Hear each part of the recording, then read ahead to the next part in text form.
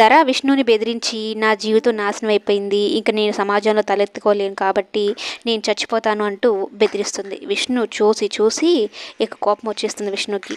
చావు ఒకటే పరిష్కారం కాదు, మీరు నేను పదే పదే నన్ను తప్పు చేశాను అంటున్నారు, నాకైతే స్పృహలో నేను చేసింది కానీ నాకైతే ఏం గుర్తులేదు, మరి అంత దరిద్రమైన ఆలోచనలతో అయితే నేను ఉండను, కానీ మీరు ఊరికే అదే అంటున్నారు అని అయితే అంటూ ఉంటే ఇక ధర వాళ్ళ అమ్మ ఏమంటుందంటే ఈ సమస్యకి పరిష్కారం ఒకటే ఒకటి, నా కూతురు పెళ్లి చేసుకోవాలి అని అయితే చెప్తుంది.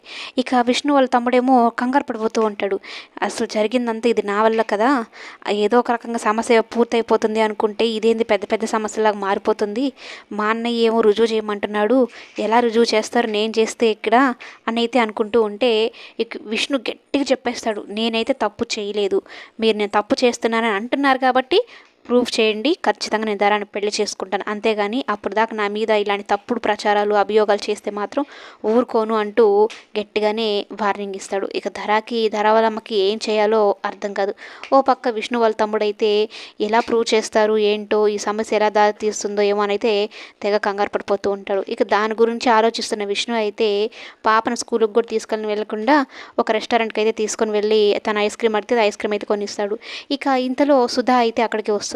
ఇక వాళ్ళిద్దరిని చూస్తుంది. ఛాయ ఏంటి విష్ణుగా అన్నయ్యతో ఉంది, అసలు ఎలా వీళ్ళిద్దరికి అంత పరిచయం లేదు కదా, వీళ్ళిద్దరంతా చనువుగా ఉన్నారని ఎందుకైనా మంచిది వదినికి పంపిద్దామని వాళ్ళిద్దరిని ఫోటో తీస్తుంది. ఛాయ అంటే విష్ణు తన కూతురు వైష్ణవితో ఉన్నది ఫోటో పంపిస్తే వరలక్ష్మి ఏమో నేను ఇప్పుడే ఛాయని వదిలేసి వస్తున్నాను, అంతలో విష్ణు గారితో ఎలా ఉంటుంది సుధా, నువ్వు కరెక్ట్గానే చూసావా అని అయితే అంటూ ఉంటే లేదు వదిన నిజమే చెప్తున్నా, అందుకే ఫోటో కూడా చూపిస్తున్నాను అని చెప్పి ఫోటో పెడుతుంది అనమాట.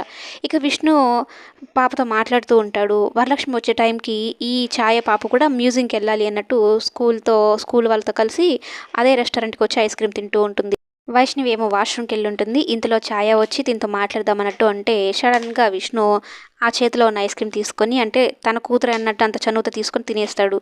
ఇక విష్ణు గారిని తిడుతూ ఉంటుందన్నమాట వరలక్ష్మి, నీకేమైనా స్కూల్ టైంలో మా పాపను తీసుకురావాల్సిన అవసరం ఏముంది నీకు అన్నట్టు విష్ణుతో మాట్లాడుతుంది.